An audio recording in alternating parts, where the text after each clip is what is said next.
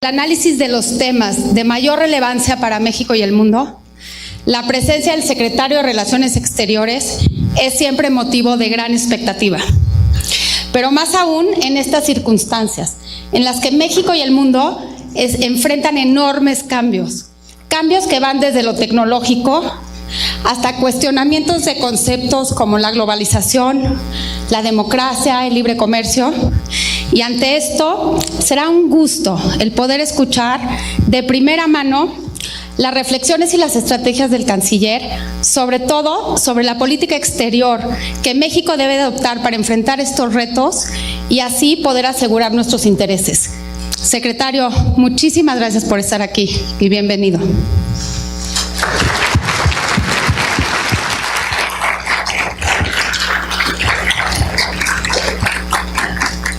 Nuestro programa de hoy consistirá en una conversación de aproximadamente 45 minutos entre el canciller Luis Videgaray y el doctor Luis Rubio, presidente de Comexi.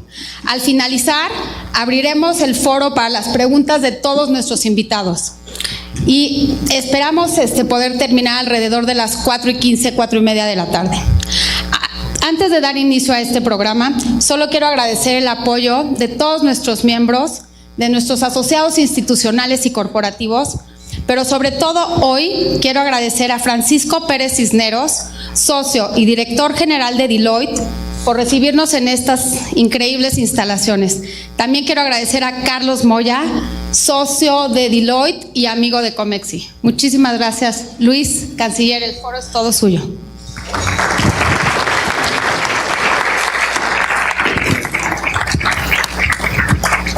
Buenas tardes a todos. Canciller, muchas gracias por venir. Es un honor como presidente de Comexi recibirlo aquí. Quisiera empezar con unas preguntas bastante grandes, pero evidentes e importantes. ¿Cómo se puede definir la política exterior en la era de Trump? La política exterior de México en la era de Trump.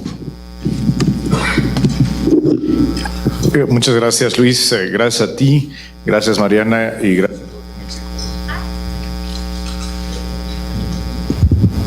Sí, ya estamos. Gracias a todos por la invitación. Es para mí un grato. Ahí sí. Ok. Es para mí un muy grato honor, una gran oportunidad de estar aquí con ustedes esta tarde. Me permito saludar de manera muy especial a los representantes del cuerpo diplomático acreditado en México, algunos embajadores que veo aquí, muchas gracias por estar presentes, y también por supuesto a muy distinguidos integrantes del Servicio Exterior Mexicano, embajadores eméritos, gracias por su presencia. ¿Cómo se define la política exterior de México en la era Trump? Inédita. No es, en mi experiencia llegando a la Cancillería, ante este reto, lo primero que hice fue hablar con mucha gente, algunos de los cuales están aquí, conocedores de muchos años, expertos en la relación con Estados Unidos. Y una conclusión a la que llegué muy rápido es que frente a Donald Trump no tenemos manual, no hay instructivo, no hay un librito al que acudir. Las recomendaciones que escuchábamos eran disímbolas y contradictorias. Desde quien nos recomendaba buscar un acuerdo muy rápido, aunque no fuera el mejor acuerdo, hasta en el extremo quien nos decía hay que oponerse de manera frontal y renunciar a cualquier posibilidad de diálogo, y tenemos que tener una política exterior de confrontación. Pasando por extremos, pasando por sugerencias como hay que educar a Donald Trump, hay que explicarle que el déficit comercial no es malo per se, hay que explicarle la relación con México. Francamente, todas estas alternativas tenían enormes problemas, algunas por viabilidad, otras por sus consecuencias. Desde un punto de vista emotivo, lo que más se nos antojaba, pues era irnos a la confrontación. Yo creo que no solamente al gobierno, sino a todo México. Pero hay que recordar que la relación con Estados Unidos es de la que dependen millones de empleos en México, inversiones, las más importantes, de origen extranjero. Es el principal origen del turismo en México, las remesas. Cuando uno empieza a recorrer brevemente la importancia de la relación con Estados Unidos, él pone en contexto el grado de dificultad. Así que desde el 20 de enero del año pasado hemos iniciado un camino genuinamente inédito. Y lo hicimos primero convencidos de que si nosotros, en el lado mexicano, tenemos claridad de nuestros principios, de nuestros objetivos y por supuesto de nuestros límites, estamos en una condición que nos puede llevar al éxito, independientemente de cuál sea la actitud o la postura que tengamos en la contraparte. En segundo lugar, apostamos por establecer una relación de trabajo, una relación institucional e incluso vínculos de carácter personal que nos permitieran entender mejor cómo funcionaba este nuevo gobierno, y hemos aprendido mucho al respecto durante los últimos meses, y también cómo poder transmitir mensajes acerca de las consecuencias que sus acciones tendrían en México, no solamente en el corto plazo, sino a largo plazo. Así que ha sido un proceso, insisto, nuevo, diferente a todo lo que habíamos tenido en la relación con Estados Unidos, pero estoy convencido que estamos avanzando en la dirección correcta, a pesar de momentos muy complicados, y venimos apenas la semana pasada de vivir un momento de gran tensión en la relación con Estados Unidos, pero que a final de cuentas, insisto, si tenemos claridad en nuestros principios, nuestros objetivos y nuestros límites, estamos confiados que podemos llegar a buen puerto. Aquí no quisiera yo que nos caigamos nada más en Estados Unidos, porque si no, no vamos a ver lo demás. Para tener una visión panorámica, ¿cómo es su agenda? ¿Cuánto tiempo le dedicas a Estados Unidos y cuánto a otros temas?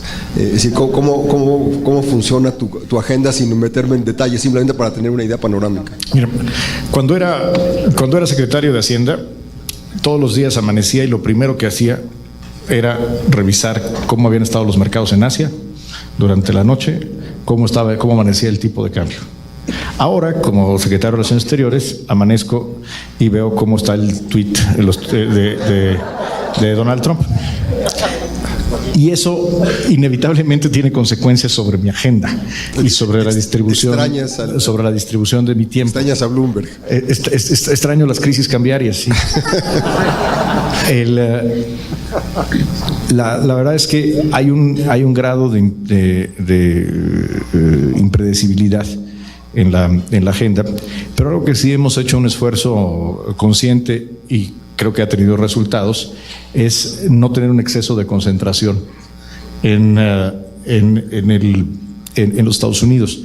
Y por una razón, porque también una forma de enfrentar la nueva realidad es profundizando nuestras relaciones con el resto del mundo y acercándonos al resto del mundo. No solamente para efectos comerciales y de inversión, sino para efectos políticos. Desde luego. Y es algo que hemos hecho.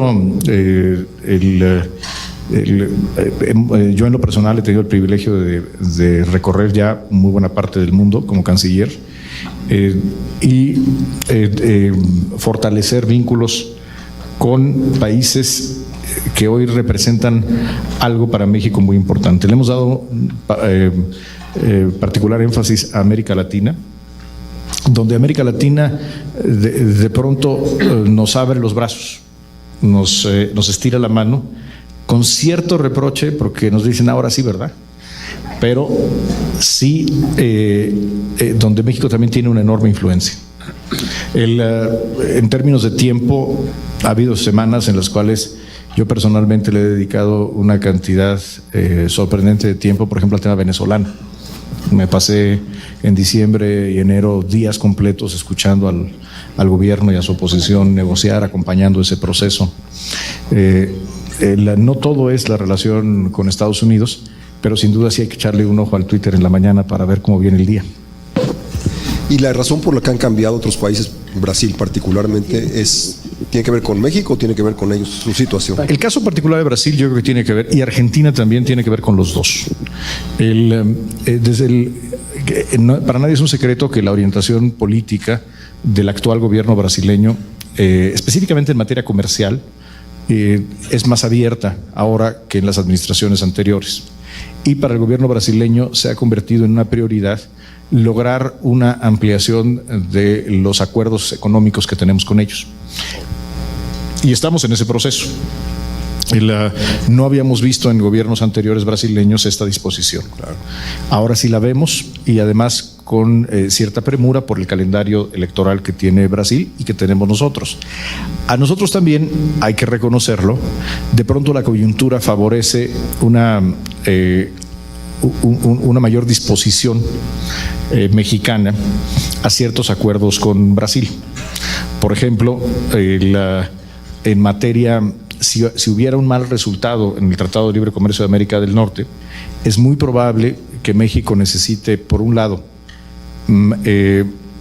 distintos proveedores en granos, y por otro lado ampliar nuestros mercados de exportación para vehículos. Y Brasil puede ser esa oportunidad. Entonces también del lado mexicano tenemos ahora vectores distintos que apuntan a una resultante diferente. Es un proceso que está en negociación. Creo que la Secretaría de Economía nunca en su historia había vivido tantas negociaciones simultáneas como las que está llevando a cabo, pero son muchas negociaciones, pero es una sola estrategia. Y eso es lo que no podemos ignorar. Y por lo tanto sí hay condiciones mutuas que nos acercan más a América Latina.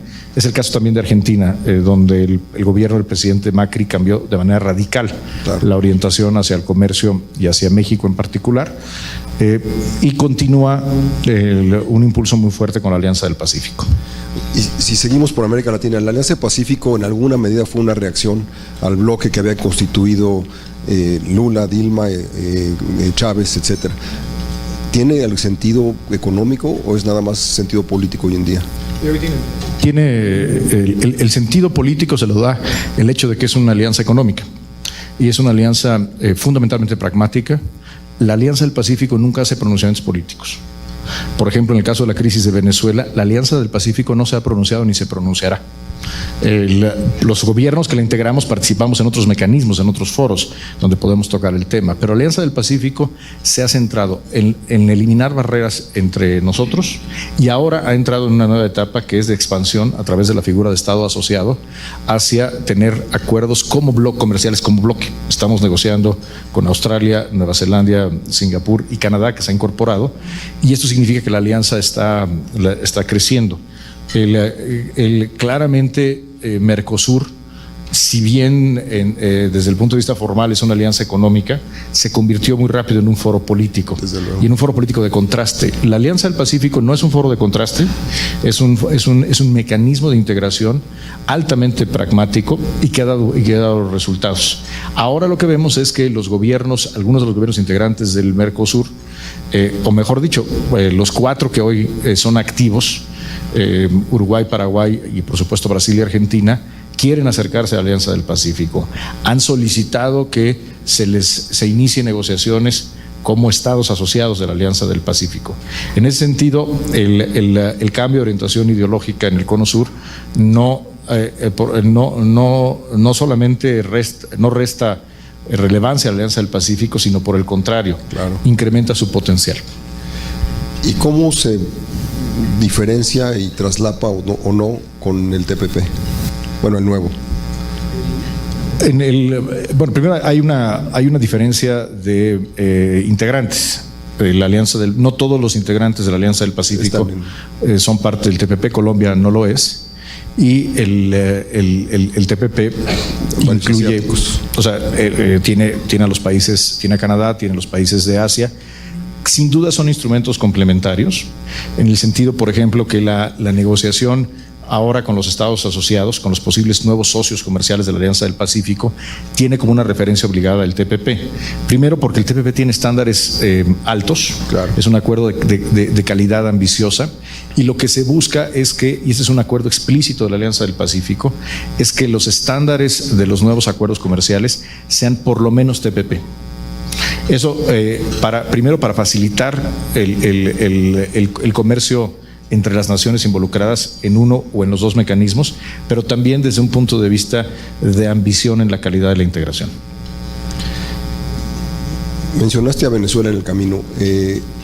Estuviste sumamente involucrado y después, cuando cambiaron la fecha, el mecanismo pues, medio se desarmó. ¿Hay alguna posibilidad de hacer algo? ¿Y cuál es el interés de México en ello? Participamos, y creo que lo hemos acreditado ampliamente. Participamos de buena fe, participamos con un ánimo constructivo para coadyuvar, contribuir a que los propios venezolanos se pusieran de acuerdo en un objetivo que es cómo devolverle al pueblo venezolano la capacidad de tomar decisiones y escoger qué tipo de gobierno quieren, qué tipo de futuro quieren. El gobierno de México no se involucra ni opina acerca del modelo económico venezolano, por ejemplo, o de sus resultados o de sus políticas públicas. Quien me conoce y mi formación, pues a lo mejor intuye cuál es mi opinión al respecto. Pero desde el punto de vista de política exterior, no opinamos sobre eso. Lo que sí opinamos es que, como integrantes de la Organización de Estados Americanos y signatarios de la Carta Democrática Interamericana, no podemos ser omisos o indiferentes ante un desmantelamiento sistemático de la democracia representativa en Venezuela. Así que nuestro involucramiento ha sido, insisto, como países firmantes de la Carta Democrática Interamericana de 2001, elevar la voz y hacer todo lo que podamos desde el punto de vista diplomático, ya sea desde el señalamiento o involucrarnos en las negociaciones, como también lo hicimos, para contribuir a que este sea un proceso, una solución pacífica, una solución que sean los propios venezolanos los que la alcancen, pero que tenga como objetivo el restablecer la democracia. Participé en las negociaciones de Santo Domingo como acompañante, al igual que lo hizo el canciller de Chile y otros cancilleres invitados por el gobierno de Venezuela. En algún momento advertíamos la posibilidad de llegar a un acuerdo, pero desafortunadamente el gobierno de Nicolás Maduro dinamitó el proceso. Uno de los aspectos que estaban discutiendo, porque nosotros éramos acompañantes del proceso, que estaban discutiendo entre oposición y gobierno, era una fecha electoral.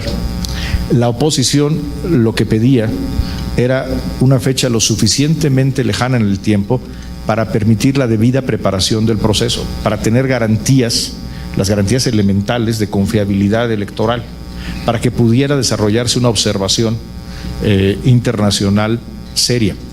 No se puede hacer una elección confiable en unas cuantas semanas, particularmente con la debilidad institucional y deterioro que existe y la desconfianza que existe en ese país. Estábamos en eso, estábamos entre una negociación y otra, cuando de pronto, de manera unilateral, Nicolás Maduro anuncia una fecha para las elecciones que sería a la vuelta de la esquina. En ese momento yo estaba en Chile, estábamos en una reunión precisamente del Grupo de Lima, que se ha constituido en razón de la situación en Venezuela. Habíamos tenido la reunión ministerial China-CELAC, también allí en Santiago, cuando esto anuncia el gobierno, y después de hacer consultas con el presidente de la República, decidimos anunciar que abandonábamos el proceso porque el gobierno de Maduro había demostrado una absoluta falta de seriedad y una falta de voluntad para lograr el propósito.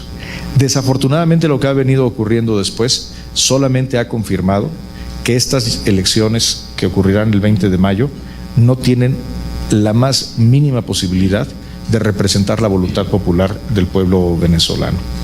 Ayer hablé con Federica Mogherini, que es el equivalente a la canciller de la Unión Europea, y me confirmaba que la Unión Europea no participará en la observación electoral de esta elección, a pesar de haber sido invitada, por lo mismo, porque no hay ninguna garantía de que los elementos mínimos necesarios para darle seriedad al proceso.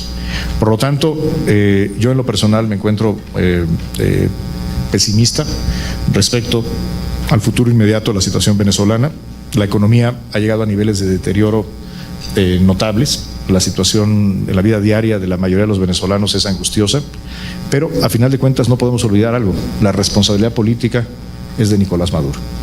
Y ese pueblo venezolano quien tendrá que encontrar un camino.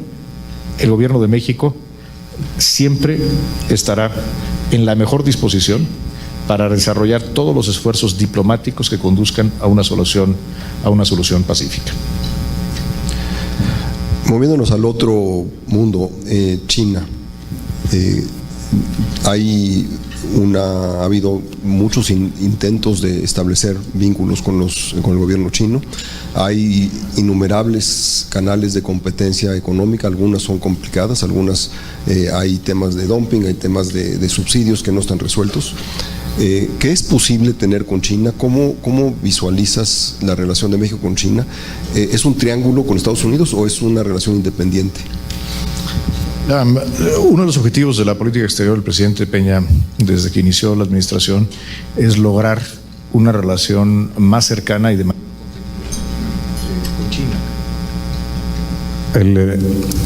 con China.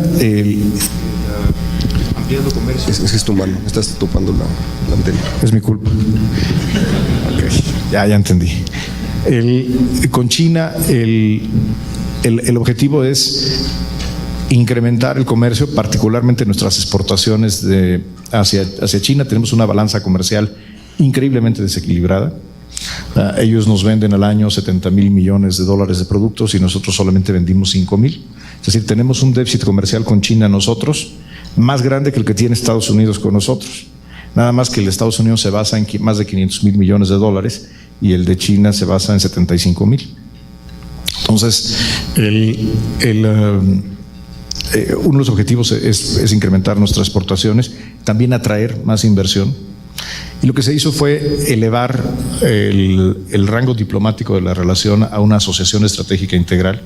Se establecieron nuevos mecanismos de inversión, de atracción de inversiones. Particularmente se estableció un fondo México-China, que es un fondo que tiene ya si no mal recuerdo la última cifra, 1,400 millones de dólares, que ya ha invertido en 2 proyectos de infraestructura en México.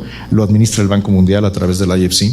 Se han establecido ya 2 bancos en China, 2 bancos chinos en México, incluyendo el ICBC, que es el banco más grande del mundo. Y tenemos una creciente presencia, pero hay que reconocer que sigue siendo una presencia incipiente en la inversión y la balanza comercial sigue siendo desequilibrada. Y en la realidad comercial de todos los días enfrentamos retos importantes. Por ejemplo, en el sector textil o en el sector del zapato, una amenaza permanente es el contrabando técnico. Claro. Que ha costado, hay que darse una vuelta, por ejemplo, a León, Guanajuato, para ver de manera muy dramática el efecto que el contrabando técnico de origen principalmente chino ha tenido sobre la pérdida de empleos en México. Y lo mismo podemos decir de la industria textil, pero también lo encontramos en otras materias, incluyendo ahora de manera creciente la farmacéutica. Entonces, la relación, más allá de los canales diplomáticos y de este esfuerzo que ha llevado, por cierto, el presidente Peña se ha reunido 7 veces con Xi Jinping y siempre han sido encuentros cordiales, muy productivos, pero es una realidad que por el tipo de prácticas comerciales que desarrolla China, no específicamente respecto a México, sino respecto al resto del mundo, hay un reto diario que implica una conflictividad. Y el gobierno de México tiene la obligación de, no por proteccionismo, pero sí por hacer prevalecer la ley, de proteger a las empresas y a los trabajadores mexicanos. Y eso ha generado también momentos de tensión a lo largo de estos 6 años. Pero hay una posibilidad de una relación política distinta. Mucha gente propone que sea una alternativa a la relación con Estados Unidos. Yo creo que la relación de China tiene enorme potencial, incluso potencial político, pero sería una ingenuidad querer sustituir el peso y la importancia de la relación con Estados Unidos con China o con quien sea. Claro. Es como decirle a Polonia que sustituya su relación con Alemania. La vecindad es real. Tenemos, por el número de mexicanos que viven en Estados Unidos, por el comercio que hacemos, por los vínculos, las remesas, es una relación insustituible. Tratar de sustituir la relación con Estados Unidos es como pelearse con la fuerza de gravedad. Pero esto no implica que no tengamos otros vínculos más fuertes y que pueden tener, como mencionaba yo en el caso brasileño hace un momento, pueden tener consecuencias tácticas valiosas en la relación con Estados Unidos. Bueno, entrando a Estados Unidos,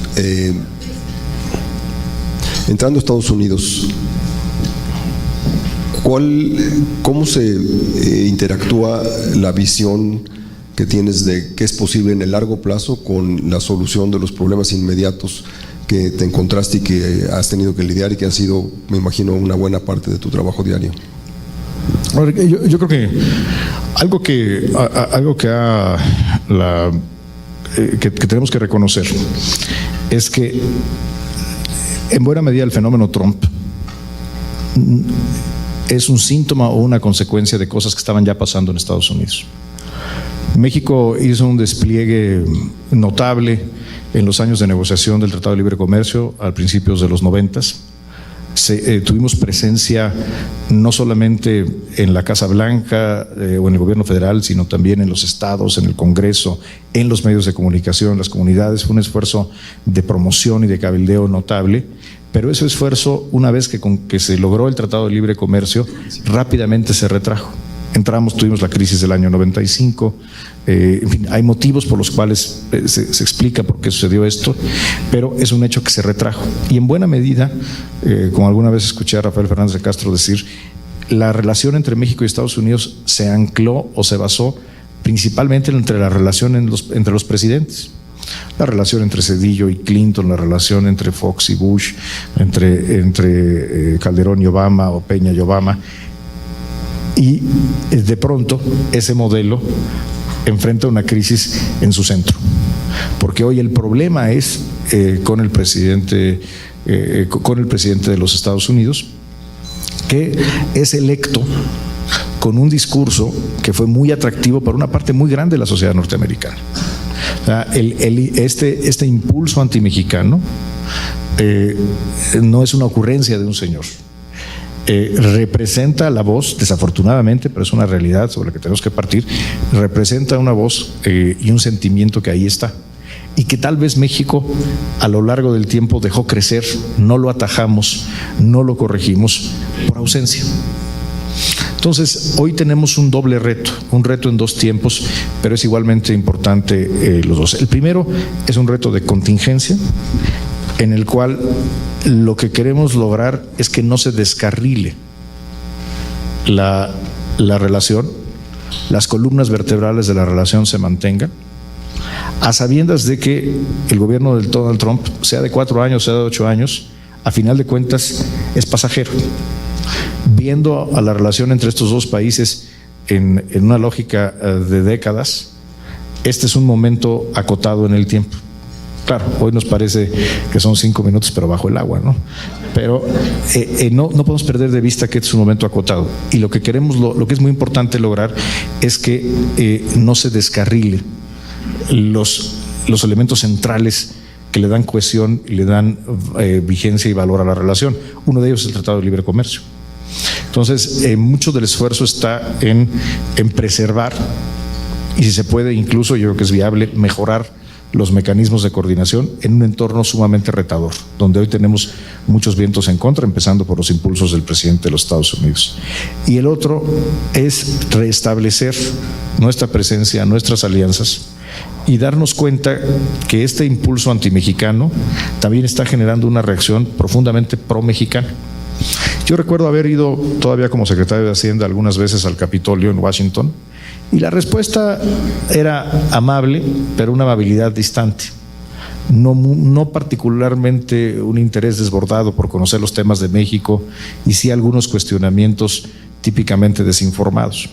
Ahora voy más seguido al Capitolio, y ya sea del lado republicano o del lado demócrata, hoy lo que vemos es un gran interés en hablar con México, y no solo eso, un gran apoyo a las causas de México, tanto a los migrantes mexicanos como al Tratado de Libre Comercio y en general al valor de la relación. Lo que no se nos puede olvidar es que hay una reacción también en Estados Unidos.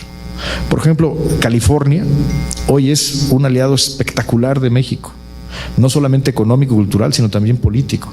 Pero lo vemos incluso en actores republicanos muy importantes. Ayer estuvo aquí el gobernador de Utah, lo acabo de reunirme hace 2 semanas con el gobernador de Texas. En fin, hemos de pronto encontrado un campo muy fértil para construir una coalición muy pro-mexicana que paradójicamente hubiera sido imposible construir sin Donald Trump. Y ese es un punto de apoyo fundamental y que está teniendo ya consecuencias hoy, por ejemplo, la negociación del Tratado de Libre Comercio. Ya tenemos algo que agradecerle a Donald Trump. La semana pasada el gobierno de México anunció que iba a revisar todos los componentes de la relación. Eso ha causado toda clase de especulaciones y expectativas. ¿Cuál es el objetivo y cuáles son las dimensiones de esto? Hay que entender el contexto en el que esto ocurre. La semana pasada fue tal vez una de las más difíciles, de las más ofensivas en cuanto a la retórica del presidente de los Estados Unidos, y esto provocó diversas reacciones políticas y en el ánimo de nuestro país. El miércoles por la mañana, el Senado de la República, en esta temporada electoral de tanta confrontación entre nosotros, de manera unánime, todos los partidos representados en el Senado aprueban un pronunciamiento, un punto de acuerdo, que le pide literalmente al gobierno mexicano detener la cooperación en materia de migración y seguridad con los Estados Unidos a raíz de todos estos anuncios y esta retórica del presidente Trump. Al día siguiente, el presidente de la República da un mensaje a la nación, creo que muy claro, y es un mensaje también al presidente Trump. Y esto es importante entender, y sobre todo es muy importante que se entienda en Estados Unidos, que el efecto de esta retórica, el efecto de estas agresiones es de verdad, tiene consecuencias en el ánimo de los mexicanos y tiene consecuencias políticas en México. Y por lo tanto, atendiendo el pronunciamiento del Senado, no vamos a dar por terminados los mecanismos de cooperación o suspenderlos como lo pide el punto de acuerdo del Senado, pero no podemos dejar de atenderlo. Y por lo tanto, lo que el presidente de la República ha instruido al gobierno, coordinado por la Secretaría de Relaciones Exteriores, es que hagamos una revisión de cada uno de los mecanismos. Revisarlos para qué, primero, para valorar qué tanto le sirven a México, qué tan útiles han sido para Estados Unidos, qué tan vigentes están. Y el presidente, una vez que terminemos este proceso, habrá de tomar decisiones respecto a si hubiera cambios en estos mecanismos. Quiero ser muy claro, no hemos anunciado ni hemos decidido modificar ni mucho menos terminar algún mecanismo específico, pero la consecuencia de esta evaluación puede llevar a ello. Ahora, también dependerá de cómo se encamina la relación, de qué tipo de respuesta, qué tipo de ánimo vemos en la relación y en el gobierno de los Estados Unidos. Hasta ahora no hemos tenido ninguna respuesta formal ni pública respecto al pronunciamiento del presidente o al anuncio que hicimos el lunes por la mañana, hace unos días, pero estamos también a la expectativa de eso y será una variable muy importante. Hay que entender aquí dos cosas. Primero, a veces pensamos que se suspenda la cooperación, pero no nos damos cuenta que mucha de esa cooperación la hacemos por nosotros y la pedimos nosotros y nos ayuda a nosotros. Yo cuando platicaba yo con algunos senadores y les decía, a ver, entiendo muy bien de dónde viene esta solicitud, comparto el ánimo, comparto el agravio, pero hay que ponernos a pensar que suspender mecanismos de cooperación, por ejemplo en materia migratoria, impediría a los consulados mexicanos saber cuándo hay mexicanos detenidos en los centros de detención migratoria, claro, ofrecerles la asistencia consular. Eso definitivamente no lo queremos. O suspender la coordinación en materia de deportaciones implicaría que de pronto nos pueden, como lo hacían en el pasado, mandar a la gente de regreso a medianoche sin saber por dónde, sin avisar. Hoy tenemos mecanismos bastante desarrollados de coordinación que permiten que las repatriaciones sean de manera ordenada. O sea, el reto muchas veces de un gobierno es cómo encauzar el ánimo nacional hacia medidas que hagan desde el punto de vista de política pública sentido. Y ese es un reto importante que enfrentamos en este momento. Algo que también hemos explicado a los americanos, a nuestras contrapartes americanas, es que el ánimo y el tono importan, porque nos preguntan con cierta perplejidad por qué, si el envío de la Guardia Nacional a la frontera ya había ocurrido. Lo hizo el presidente Bush en 2006, lo hizo el presidente Obama en 2010. Incluso el número de efectivos es menor. El presidente Bush mandó 6,000 efectivos. Aquí se habla de entre 2,000 y 4,000. No se sabe si va a participar California o no. Utilizaron una figura distinta. Nos dicen, bueno, es que esto, ¿por qué causa esta reacción en México? Es que importa la circunstancia, importa el tono, importa la actitud con la cual el presidente de Estados Unidos se refiere a México, y por lo tanto el contexto va a también tener influencia respecto a las decisiones que tomamos en materia de coordinación. Quiero decir que todo esto ocurre mientras estamos negociando el Telecán. Claro. Y la renegociación del Telecán está avanzando. Como lo dijo Ildefonso Guajardo el lunes por la mañana, estamos cerca de poder llegar a un acuerdo. No necesariamente vamos a llegar. Esto puede verse afectado. No acaba hasta que se acaba. Muy rápido, ¿no? Pero seguimos trabajando. La relación con Estados Unidos continúa, porque es en el interés de México. Pero lo que nadie puede olvidar es que la retórica, el tono, importa y tiene consecuencias. Pero no es contradictoria la revisión de los mecanismos que existen con la acción que tomó ayer el secretario de Gobernación en la frontera sur, de poner la parte de la Policía Federal allá. Bueno, primero la Policía Federal no es un cuerpo militar, no es la Guardia Nacional, es quien hace las labores de patrullaje en la frontera norte, en la frontera sur y en el territorio, es la Policía Nacional, y lo que es en este caso la Gendarmería, que es un cuerpo parte de la Policía Federal y que ha venido haciendo estos trabajos desde hace muchos años. Esta decisión de la Secretaría de Gobernación, en acuerdo con el gobierno de Chiapas, atiende a la conflictividad criminal de Chiapas y la necesidad de tener una mayor presencia en la frontera, que es algo muy diferente a militarizar la frontera con Pero el Guatemala. mensaje político para Estados Unidos es que estamos haciendo lo mismo que ellos. Estamos atendiendo nuestros propios problemas, que son problemas que efectivamente están vinculados, pero lo que no podemos dejar de atender, independientemente de los mensajes a Washington, claro, es la conflictividad criminal en Chiapas. Esa no lo vamos a dejar de atender. Bueno, una última pregunta para abrir esto. ¿Qué escenarios vislumbras bajo distintos escenarios electorales? Escenarios de política exterior bajo distintos resultados electorales el 1 de julio. ¿Resultados en México? O sea, de la política exterior. No, a ver, yo trabajo para el presidente Peña Nieto y yo serviré como secretario de Relaciones Exteriores mientras así lo decida el presidente Peña Nieto. Su administración termina el 30 de noviembre. De lo que pase en la política exterior después del 30 de noviembre no lo sé. Yo seguramente va a estar buscando chamba. Bueno, preguntas, por favor. Homero, ahí va un micrófono. Canciller, ¿se escucha? Sí. Gracias por su presencia y de antemano gracias por sus respuestas. La verdad es que yo tengo una batería de preguntas, no voy a hacer todo, por supuesto, pero sí haré 2 o 3. Uno, usted ha dicho que ha fijado México una posición muy crítica con respecto a los sucesos en Venezuela, sobre todo a partir de la elección de la Asamblea Constituyente. Y ha apelado, por supuesto, a los principios democráticos de la Carta de la OEA e incluso al principio al informe de Almagro de la OEA. Y sin embargo, cuando ocurrió la elección en Honduras, donde hubo señalamientos de fraude al parecer muy bien fundados, incluso por el propio Almagro, que puso en duda los resultados.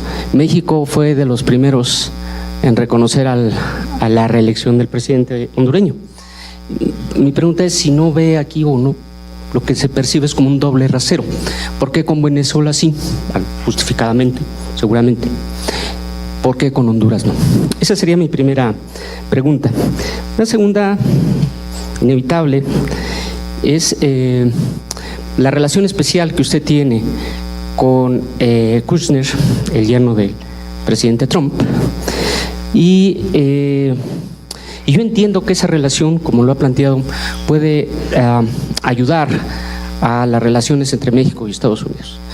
Pero a la luz de los hechos, cuando tenemos, digamos, ya el anuncio de despliegue de la Guardia Nacional a lo largo de la frontera, mi pregunta es, ya a la luz de los resultados, ¿de qué ha servido esa relación personal con el yerno del presidente?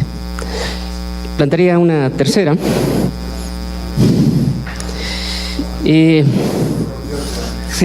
Perdón, rapidísimo. Cuando Virgilio Andrade entregó su resultado de la investigación sobre presunto conflicto de intereses sobre el empresario Hinojosa Cantú, determinó que usted no incurrió en ello porque la Casa de Maninalco no estuvo involucrada en la licitación del tren México-Querétaro.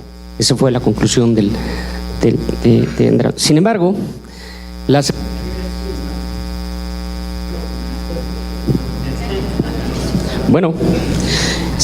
la Secretaría de Hacienda,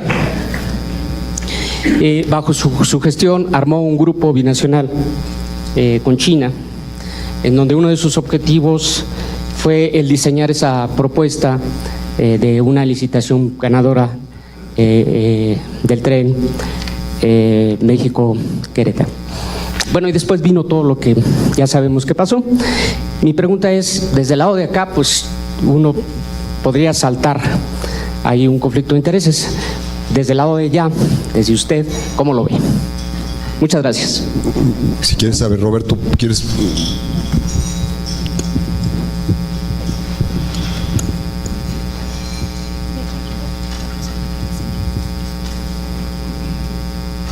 Gracias, canciller.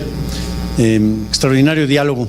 Quisiera saber un poquito más su impresión sobre la enorme importancia de la relación que hay con los gobernadores. Mencionó que ahora California anda de nuestro lado, Utah definitivamente la presencia acá. Yo he trabajado más el tema de Sonora y veo que Doug Ducey se ha convertido también en un gran campeón de México y esta extraordinaria idea de la megaregión que traen entre Sonora y Arizona. Igual en Texas, que está anunciando programas ya llamados Texaco, como que los propios tejanos ya de repente han despertado y han reconocido que México es absolutamente vital para la economía y para la sociedad civil tejana. ¿Qué impresión le merece todo esto y cómo podríamos explotarlo aprovechando esta consecuencia no intencionada que nos acaba de compartir, de que pues no hay mal del cual un bien no venga? ¿O me sigo? Una más. Buenas tardes, Guadalupe González. Quería preguntar, muchas gracias por los comentarios, sobre el futuro de la relación interregional en dos foros. Uno, lo que sería MICTA, y lo otro, lo relacionado con Iberoamérica. El día de hoy, el presidente Rajoy hizo un discurso muy importante en un evento en Argentina, donde hablaba de la importancia de la identidad compartida en Iberoamérica. Próximamente, en unos 15 días, está el foro de los premios Platino en Cancún. Habrá una audiencia de 600 millones de televidentes de habla hispana. Entonces, si nos pudiera comentar un poco sobre esos dos proyectos.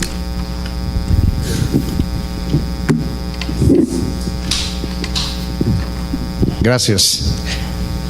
A ver, yo no veo ningún doble estándar en la relación, en la postura de México frente a Honduras y a Venezuela. En el caso de Honduras, lo que hay es una elección que se realiza conforme a los calendarios y procesos constitucionales previstos, en el cual el resultado es cuestionar. Hay dos observaciones electorales, la de la OEA y la de la Unión Europea, que no tienen el mismo resultado y que a final de cuentas es una elección que recibió críticas. Comparar eso con un gobierno que cancela elecciones porque las encuestas no le gustan, que encarcela a los opositores porque le caen mal lo que dicen, que desmantela al Congreso porque no tiene mayoría, eso no tiene precedentes. Comparar lo que está haciendo el gobierno de Maduro con una elección cuestionada en Honduras o cualquier otro lado, me parece faltar a la verdad. Y me parece que sería una absoluta violación a nuestros compromisos en la Carta Interamericana Democrática el que los pusiéramos en el mismo rasero. Esto no significa que celebremos la situación en Honduras. México no reconoce, por cierto, no es una práctica diplomática de nosotros desde el año de 1930, nosotros no reconocemos gobiernos. Felicitamos a los ganadores y eso es lo que se hizo en este caso. Y por cierto, la relación con Honduras es una relación necesaria por la vecindad y particularmente por el flujo migratorio de hondureños hacia México, y los fenómenos que hemos visto esta semana apuntan hacia la necesidad de tener una relación funcional con el gobierno de Honduras. Pero creo que sí es muy importante porque estaríamos perdiendo de vista la gravedad del conflicto venezolano y de lo que ha hecho el presidente Nicolás Maduro para desmantelar la institucionalidad democrática en su país. La relación con Estados Unidos la tenemos, creo que ahora más que con otras administraciones, con todas las agencias gubernamentales. Yo me he reunido más veces con el secretario, en un año me reuní más veces con el secretario de Estado de los Estados Unidos que mis antecesores en el resto del sexenio. Hemos tenido más reuniones con el secretario o secretaria de Homeland Security, del Tesoro, de Agricultura, de Economía. Todos los canales los hemos abierto y ha sido eso parte del diseño explícito de la relación. Hablamos constantemente, es mi caso, con el jefe de la oficina de la presidencia o el Chief of Staff del presidente Trump. Yo la semana pasada me reuní con el general Kelly, hablé con él 3 días antes por teléfono. Es decir, primero es un error de apreciación que entiendo que se presta muy bien para la especulación política. Esta vez más interesante hablar desde el punto de vista de editoriales acerca de una concentración en una persona, pero esto objetivamente, y los encuentros son públicos, no corresponde a la realidad. La relación se lleva por todos y cada uno de los conductos institucionales y aprovechamos todos los conductos. Un reto que hemos encontrado es el cambio de personal, porque muchos de nuestros interlocutores ya no están ahí,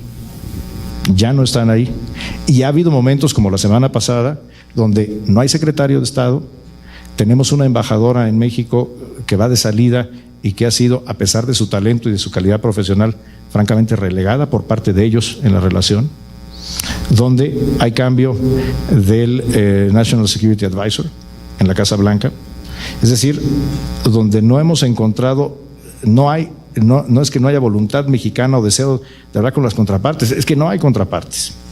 Y ha sido francamente útil e importante tener un vínculo como el de Jared Kushner. Pero no nos confundamos, Jared Kushner no es ni la solución ni tampoco el problema. Quien toma decisiones y quien tiene la responsabilidad política de la relación con México se llama Donald Trump. Así que yo no aspiro a que aparezca un funcionario público que se llame Jared Kushner o que se llame Pompeo o que se llame como se llame, a que venga a resolver algo que es competencia del presidente de los Estados Unidos. Y a final de cuentas es con quien estamos tratando y con quien estamos negociando. Sí quiero ser muy claro, Jared Kushner ha sido la influencia más positiva que ha habido en el entorno del presidente Trump con respecto a México. Y ha sido alguien en quien hemos encontrado una contraparte confiable y una contraparte de buena fe. Pero no podemos caer en ingenuidades. Quien toma decisiones en la Casa Blanca no se llama Jared Kushner, se llama Donald Trump. Y ese es el reto que tenemos. Con respecto a este asunto del tren, conozco la nota periodística y es francamente insostenible la aseveración. Lo que se desarrolló, y ahora Luis me preguntaba sobre la relación con China, fue un grupo para promover la inversión. Y hubo una sesión en la que vinieron funcionarios de alto nivel a México, donde un grupo de integrantes del gabinete y otros funcionarios le presentamos a los representantes de alto nivel del gobierno chino, le presentamos los proyectos incluidos en el Plan Nacional de Infraestructura, entre ellos el que tú te refieres y otros muchos más. De ahí elucubrar que había una participación o una responsabilidad de la Secretaría de Hacienda en la elaboración o licitación del proyecto es no conocer la ley y mucho menos conocer lo que ocurrió, que además está disponible porque fueron reuniones públicas de las cuales se dio cuenta ampliamente en su momento. Así es que no creo que la afirmación sea ni correcta ni justa.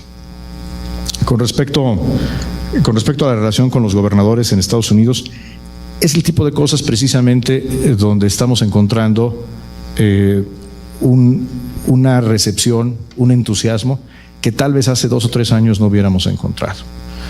Y lo que es muy interesante es que la tensión entre México y Estados Unidos, el que esté en riesgo el Tratado de Libre Comercio, ha hecho que de pronto los gobernadores y muchas otras autoridades locales, porque no solo son gobernadores, antes de venir para acá me reuní, por ejemplo, con el alcalde de Tampa, en Florida. De pronto ellos se han visto obligados a conocer y entender el valor de su relación con México, porque está en riesgo, particularmente el acceso al mercado mexicano. Platicaba yo hace un mes en Dallas con el gobernador Abbott de Texas y él mismo me daba datos que me decía que no conocía. Por ejemplo, el hecho de que Texas le vende a México el año 2016 fueron $96,000 millones. O sea, el volumen del comercio es entre Texas y México. Lo que representa el acceso al mercado mexicano para Texas, independientemente de la orientación política que tengan, es monumental. Y ellos mismos se han dado cuenta de esto, de la cantidad de empleos que depende el acceso al mercado mexicano y también, por ciento, de la importancia de las inversiones de empresas y empresarios mexicanos en Estados Unidos. Yo acabo de estar en la inauguración de una planta del Grupo La Moderna, una planta de fabricación de alimentos, pastas, en Texas, que crea empleos manufactureros al sur de Dallas. Pues esto es algo que tal vez para los gobernadores no era tan visible. Ha sido muy importante para nosotros activarlos y darles pistas de qué es lo más útil para la negociación. Por ejemplo, yo al gobernador Abbott le expliqué que una de las cosas que está en riesgo en la negociación del Tratado de Libre Comercio es el mecanismo de protección de inversiones, el capítulo 11. Y para mí fue muy grato ver que 3 semanas después de la reunión que tuvimos, donde le hicimos una explicación detallada del efecto que tendría perder el capítulo 11 del TLC para las empresas tejanas, él le escribe una carta al USTR, a Robert Lighthizer, pidiéndole que se conserve el capítulo 11 del NAFTA. Ese tipo de interacciones a lo mejor nos hubiéramos tardado mucho tiempo en lograrlas antes, pero el contexto favorece eso. Y así que estamos aprovechando todas estas relaciones, estamos creando nuevas relaciones y yo creo que eso es un impulso que va a trascender al conflicto actual y probablemente a la administración del presidente Trump. Dependerá mucho, y pensando qué debe de ocurrir o qué ocurrirá en la política exterior después del 1 de diciembre, creo que algo que nos atreveríamos a recomendar es que la relación no regrese a ser solamente una relación con la Casa Blanca, sino que todos estos esfuerzos continúen, se fortalezcan y sobre todo se vuelvan permanentes. Guadalupe, MITCA ha sido un instrumento extraordinario para la coordinación de posturas de 5 países que somos miembros del G20, que tenemos, por lo menos en el origen de MITCA, valores compartidos en cuanto a nuestra relación con el mundo, a la economía de mercado, a la democracia, y que somos 5 países que no somos los más grandes del G20 y que por estar en diferentes regiones ayuda enormemente, ha sido muy eficaz como un mecanismo de coordinación y que ha derivado algo que empieza como un mecanismo literalmente para ponernos de acuerdo de cómo platicar antes de las reuniones de G20, ha derivado en acuerdos muy interesantes que trascienden al G20 y en esfuerzos de integración y de cooperación. El mecanismo continúa vigente. con independencia de que la relación y la situación política en cada uno de esos países ha venido evolucionando. Particularmente el caso de Turquía, hay que reconocer que hoy Turquía no necesariamente es, desde el punto de vista político, es la misma que la que firmó originalmente la creación del MICTA. Sin embargo, el mecanismo continúa, seguimos siendo parte de él. A mí ya me ha tocado como canciller participar en un par de las reuniones. Vamos a tener otra ahora que viene la reunión del G20 en Buenos Aires a nivel ministerial. Y yo creo que es una cosa muy buena, es una cosa muy útil que debe de continuar. Y lo mismo con un espacio muy natural de nuestro relacionamiento con el mundo, que es Iberoamérica. Alguien me preguntaba, bueno, ¿ustedes son norteamericanos o son latinoamericanos o iberoamericanos? Pues bueno, desde el punto de vista de geografía y tal vez comercial somos más norteamericanos, pero desde el punto de vista cultural y de corazón somos iberoamericanos. Y hoy es un buen momento, hay un gran interés por estar cerca de México. Creo que es muy importante que México no le tenga miedo al liderazgo en Iberoamérica, porque es una voz importante. Somos uno de los países grandes, somos uno de los países determinantes, y creo que es muy importante que tengamos posiciones, no necesariamente siempre tendrán respaldos unánimes, pero que México no le tema al liderazgo en Iberoamérica. Y por otro lado, la cultura iberoamericana, la lengua española puede ser un extraordinario elemento hoy de identidad, de afinidad, por ejemplo, con la comunidad de mexicanos en el exterior. Algo que hemos instruido a los consulados es que fortalezcamos y ampliemos nuestras actividades para la enseñanza del español, de la lengua castellana, o la certificación del español como segunda lengua. La diplomacia no solamente en el caso de los consulados es protección consular, ir a los centros de detención y proveer asistencia jurídica, también hay un elemento de promoción de identidad. Y ahí es donde tenemos este esfuerzo lo estamos haciendo junto con el gobierno español, junto con el gobierno argentino, en algo que en algo que tal vez no tendrá frutos inmediatos que salgan en los periódicos dentro de 3 meses, pero sí es un esfuerzo continuado, por supuesto que tendrá un efecto muy importante sobre México y los mexicanos a lo largo de los años. Ernesto, por favor. Soy Ernesto Van Holz. Ya platicamos un poco del G20, pero no hemos hablado individualmente de Europa en sí, especialmente ahora que se está negociando el Tratado de Libre Comercio con la Comunidad Europea. Y desde luego si se puede agregar algo de la relación con Rusia, y sería interesante escuchar la opinión. Lorenzo.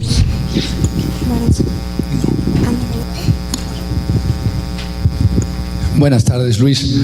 Magnífico mensaje del presidente de la República a la Nación.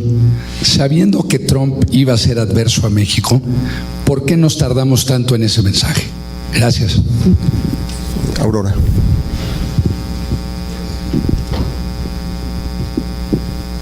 Señor Canciller, buenas tardes y gracias por acompañarnos en Comexi.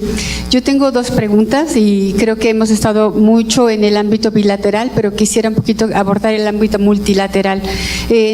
Naciones Unidas ha venido haciendo un esfuerzo por lograr un acuerdo que ha sido pues un producto, es un documento que es mandatorio, que fue mandatorio en la cumbre de 2015, que es el Global Compact for Safe, Orderly and Regular Migration, que pues lógicamente, como lo dice su título, lo que está buscando es pues una migración ordenada, segura, y México y Suiza han sido pues actores muy relevantes para el logro de este instrumento, pero pues nos dimos cuenta que Estados Unidos se retira y esto pues sentimos nosotros que no estamos ejecutando la política exterior, que debilita el instrumento. ¿Qué estamos haciendo para responder a ello? Y mi segunda pregunta, que es muy breve, es preguntarle, en su paso por la Secretaría de Relaciones Exteriores, ¿cuál va a ser la herencia, cuál es el sello que usted va a dejar en el multilateralismo mexicano? Y yo quisiera agregar en ese último punto, recientemente se aprobó la modificación a la ley del servicio exterior. ¿Para qué es? ¿Qué es lo que se cambió y qué implica?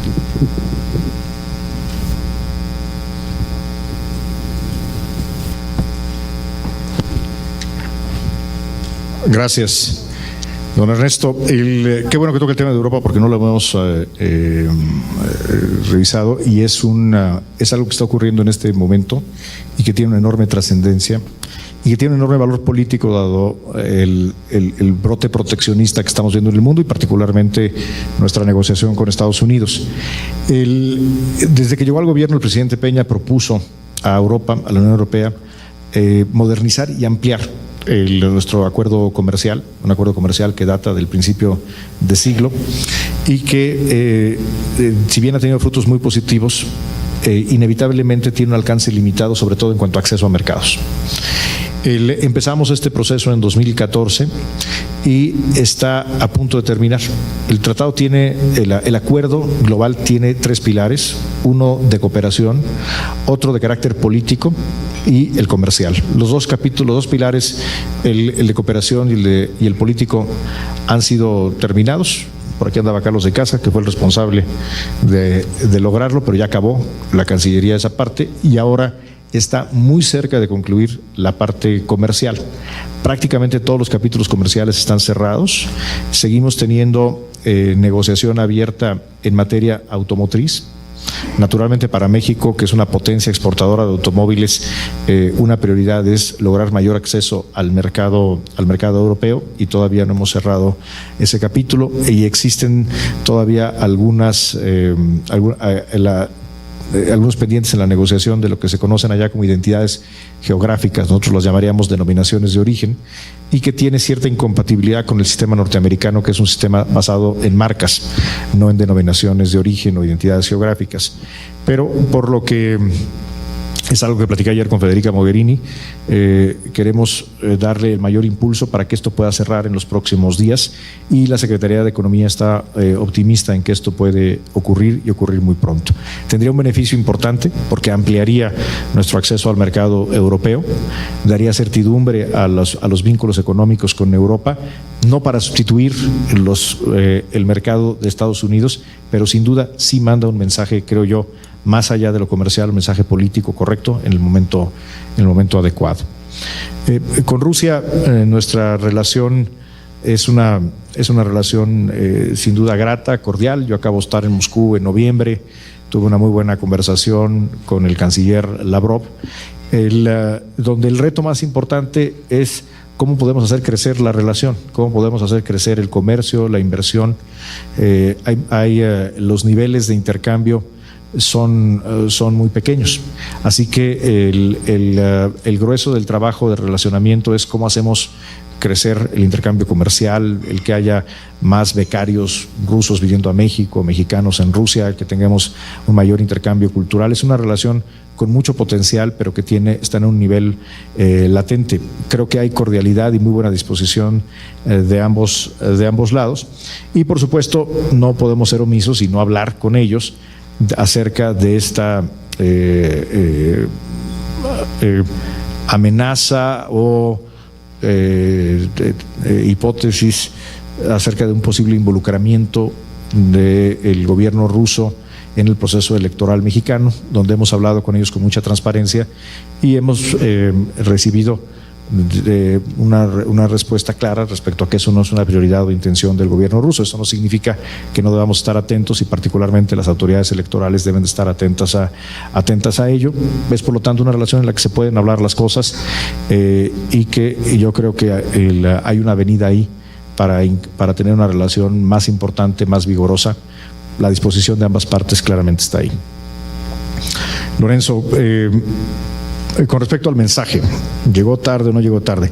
No hubiéramos nunca podido escribir o decir de parte del presidente de la República un mensaje con estas características al principio de la administración.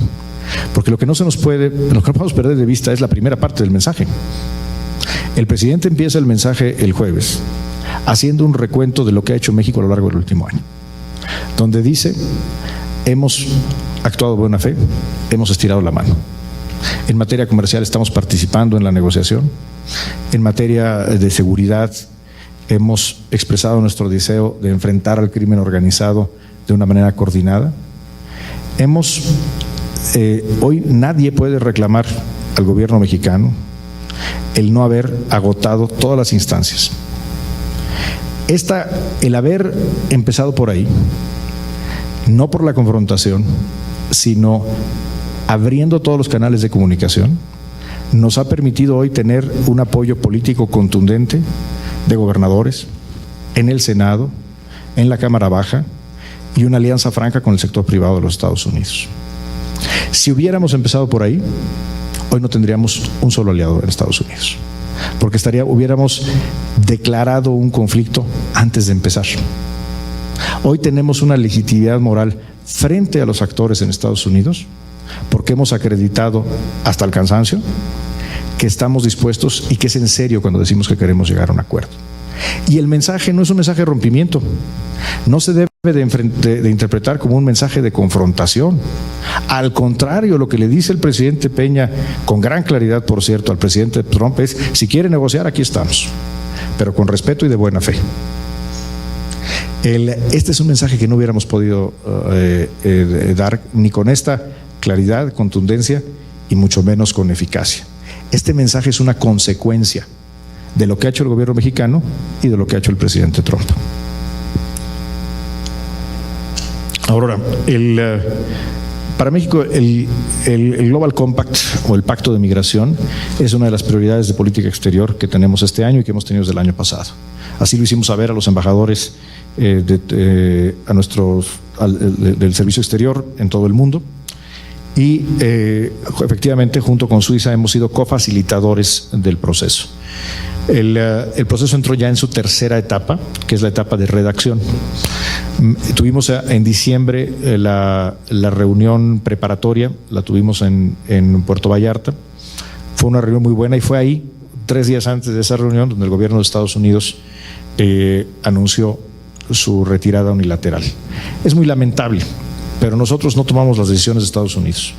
Y no porque salga Estados Unidos vamos a abandonar un esfuerzo internacional que lo que busca es consensuar cuáles son las mejores prácticas, porque a final de cuentas el Global Compact no va a ser vinculante. ¿Cuáles son las mejores prácticas para enfrentar el fenómeno migratorio? Entendiendo que hoy México es un país que es al mismo tiempo origen, destino, país de retorno y de tránsito en materia migratoria. Y tiene mucho que aportar en esta conversación. Por supuesto, lamentamos que los Estados Unidos se retiren de instrumentos como este, como lamentamos también que se hayan retirado del Acuerdo de París, pero si en el Acuerdo de París nuestra respuesta fue: ahora más que nunca vamos a cumplir con nuestras metas y nos vamos a involucrar en todos los foros para combatir el cambio climático con más entusiasmo y con más vigor. Lo mismo en el Global Compact. El avance es bueno, creo que estamos logrando consensos para un acuerdo de alta calidad y lo que se busca es que esto pueda firmarse a finales del año. Yo no sé si le va a tocar todavía a esta administración, porque a lo mejor la firma es en diciembre en Marruecos, pero estamos trabajando para ello y creo que nuestra diplomacia, particularmente los multilateralistas de toda la vida de la Secretaría de Relaciones Exteriores, han hecho un extraordinario trabajo de liderazgo para hacer esto posible. Y yo creo que en este momento en que tenemos voces importantes en el mundo que cuestionan el multilateralismo, es el momento en que México debe de apostar más, de redoblar la apuesta en el ámbito multilateral. Y es lo que estamos haciendo, no solamente en el Compact de Migración, también en el Compact paralelo, que es el Compact de Refugiados. Estamos, por ejemplo, encabezando el grupo en la ONU acerca de cambio tecnológico acelerado o exponencial, cómo la inteligencia artificial afecta el cumplimiento de las metas 2030 de Naciones Unidas y generar marcos de referencia de política pública. Son esfuerzos que está encabezando México. Tal vez no es lo que logra las primeras planas de los periódicos, ciertamente en elecciones a nadie le va a interesar eso, pero es un trabajo trascendente, es un trabajo importante y en el que creo que estamos dando resultados gracias a que tenemos una enorme profundidad y un enorme talento en el servicio exterior mexicano. Y eso me da pie para atender la pregunta de Luis sobre la ley del servicio exterior. Acaba de aprobarse en ambas cámaras, por cierto, por unanimidad, sin un solo voto en contra y sin una sola abstención, lo cual es notable en los tiempos políticos que vivimos, el que se haya adoptado así y de manera muy rápida, por cierto, en el Senado primero como Cámara de Origen y después en la Cámara de Diputados, una reforma a la ley del servicio exterior. ¿De qué se trata esta reforma? Creo que en esencia lo que hace es reconocer la excepcionalidad del servicio exterior como cuerpo de Estado, como institución fundamental del Estado, en el que se reconoce que el país, para ser un Estado eficaz, necesita tener un servicio exterior fuerte. Y reconoce también que no se le puede dar el mismo trato al servicio exterior que al resto de la burocracia, particularmente en las condiciones económicas, empezando por el retiro. Yo he conocido casos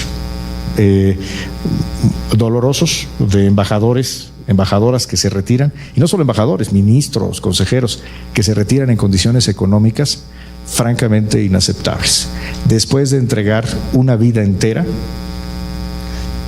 con patriotismo a servir a su país.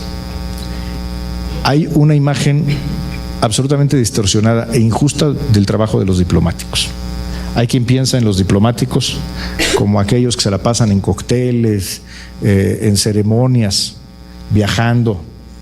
Es un trabajo arduo, es un trabajo ingrato, es un trabajo muy duro, en el cual se opta por el desarraigo permanente, donde las familias acompañan. Aquí hay muchos que lo pueden atestiguar. Y creo que el Estado mexicano no había reconocido esta situación y actuado en consecuencia. No solamente es el retiro, hay otras prestaciones, por ejemplo, el reto que enfrentan las mamás y los papás de niños chicos que necesitan guarderías, pues porque tienen que trabajar y no hay nadie, si están en Nueva York o están en Ghana o están en Madrid, no hay nadie que les ayude a cuidar a sus hijos. Y la Secretaría de Relaciones Exteriores tenía prohibido darles un apoyo para guarderías. Eso cambia. ¿Qué pasa con los diplomáticos que tienen hijos o hijas con necesidades especiales? Tampoco podíamos darles un apoyo. Así que es una revisión de las condiciones de apoyo durante el servicio y en el retiro. Y también permitió el abrir la ley hacer algunas modificaciones acerca de cómo funciona el servicio exterior, modernizar sus procesos de ascenso, de promoción, en fin. Aquí lo importante es hacer un reconocimiento a la Cámara de Diputados y sobre todo al Senado de la República, porque esta no fue una iniciativa del Ejecutivo. Sí, preparamos muchas cosas, pero a final de cuentas las compartimos en sesiones de trabajo y ellos retomaron iniciativas que traían algunas de hace 4 años, 5 años y las convirtieron en una iniciativa de ley que logró un absoluto consenso. Así que mi reconocimiento como hoy titular de la Secretaría de Relaciones Exteriores, mi máximo reconocimiento al Senado de la República, al presidente del Senado, a la presidenta de la Comisión de Relaciones Exteriores, que hizo un trabajo extraordinario, y a todos los que hicieron posible esto. Me queda claro que no es algo que va a captar la atención nacional y mucho menos en este con el contexto electoral, pero un país no puede funcionar apropiadamente y defender su soberanía y sus intereses sin un servicio exterior fuerte, y aquí se dio un paso importante. Últimas 3 preguntas, por favor. Bueno. Buenas tardes, señor canciller. Siendo la relación México-Canadá de vital importancia como socio estratégico para la renegociación del Tratado de Libre Comercio, quisiera que nos comentara cuál es la relación que existe ahorita entre México y Canadá, siendo Canadá un país con el que tenemos 35,000 millones de intercambio anual, intercambios comerciales, y con sectores estratégicos como el sector aeronáutico, el sector automotriz que usted acaba de mencionar. Y quisiera ver cuál es la postura de México con relación al Tratado de Libre Comercio con Canadá. Muchas gracias. Agustín.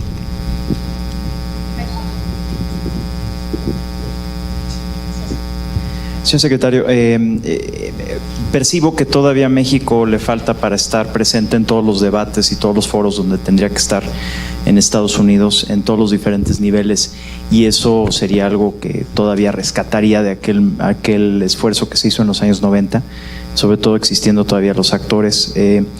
Pero mi pregunta más bien tiene que ver en este ocaso del régimen, en este caso del sexenio. Usted ha estado en muchas diferentes partes clave de la administración del presidente Peña Nieto. Bueno, sí, pero desde el inicio, desde la campaña, ¿no? Y desde antes inclusive. Me interesa saber un poco qué piensa acerca de los pendientes que hubiera hecho usted diferente, aquellas cosas como la inseguridad, como la corrupción, que quedan ahí como temas álgidos para la sociedad. ¿Qué piensa usted al final de este sexenio?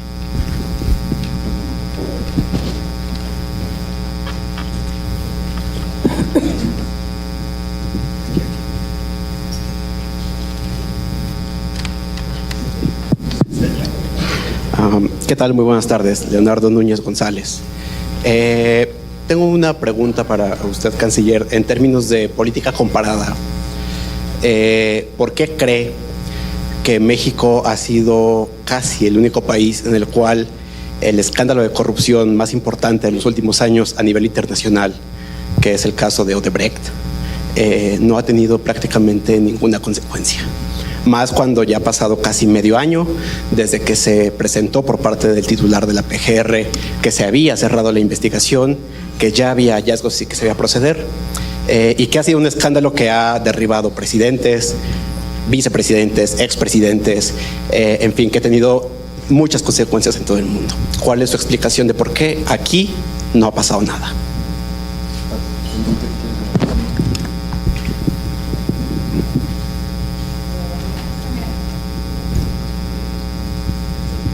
Sí, buenas tardes.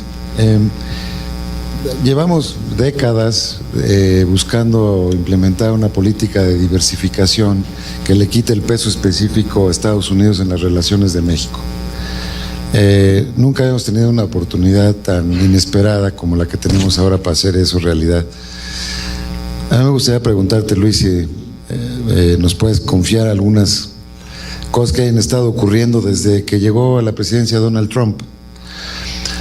México ha sido por mucho el país más atacado por esta presidencia de Estados Unidos.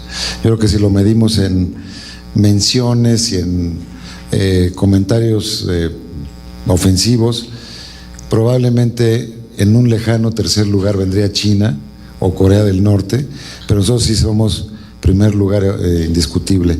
Es una oportunidad de oro para que, producto de las consecuencias y el cambio que está habiendo en el mundo, hagamos una política real de diversificación. Creo que esta oportunidad no se nos había presentado en, de hecho, décadas.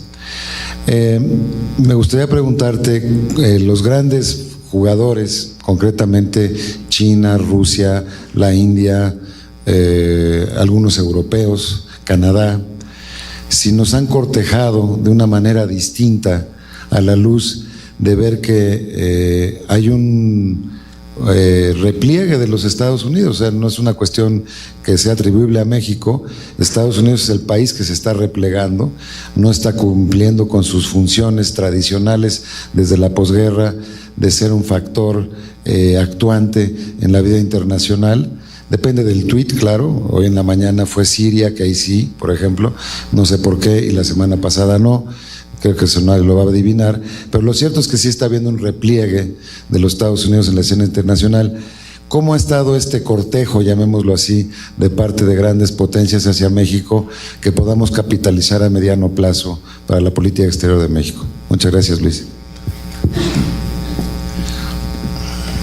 Gracias. Gracias. Con respecto a México y Canadá, yo creo que la relación con Canadá hoy está tal vez en uno de los mejores momentos en la historia. Veníamos de una temporada de frialdad, de una relación fría en el gobierno de Harper, donde el primer elemento que cambia esto de manera radical y muy positiva es la elección de Justin Trudeau.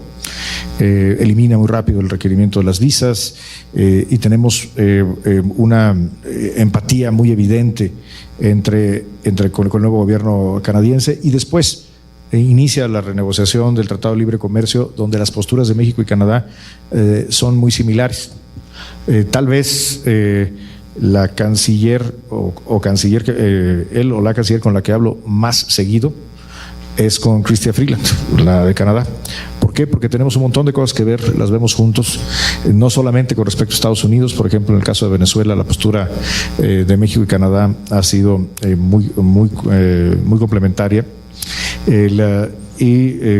Tenemos hoy, yo creo que la relación con Canadá está, insisto, tal vez en uno de sus mejores momentos históricos y con consecuencias prácticas muy útiles, por ejemplo, en la negociación del Tratado de Libre Comercio.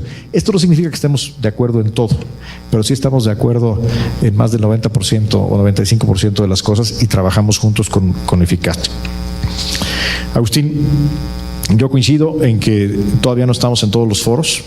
En particular, yo veo una reticencia de las voces mexicanas de gobierno, de empresas, de sociedad civil, por hacerse presente en los foros que son críticos a México. Veo como muchos de los mexicanos, hablo de los especialistas, los opinadores, académicos, políticos, pues se sienten muy cómodos cuando van a Univisión o a CNN, y no los veo mucho por Fox News, ni los veo, no los veo, algunos lo hacen, pero son voces más bien aisladas. Creo que el gran reto es que nos atrevamos a entrar con argumentos y con valentía, con respeto, a los foros donde está la mayor resistencia hacia México y hacia los mexicanos. Esa es una asignatura pendiente. Yo creo que los pendientes de la administración del presidente Enrique Peña Nieto pues son muchos. En 6 años no se construye un país. Cada administración le toca jugar un papel. Yo creo que el presidente Peña Nieto ha logrado hechos históricos, las reformas en materia de energía, de telecomunicaciones, de educación financiera, incluso la reforma fiscal, que si quieren otro día la discutimos, porque esa sí la sigo defendiendo, aunque no me ha generado mucha popularidad. Todas estas reformas, recordemos cuál era el debate político a estas alturas, hace 6 años. Era las reformas. En México no se han hecho las reformas.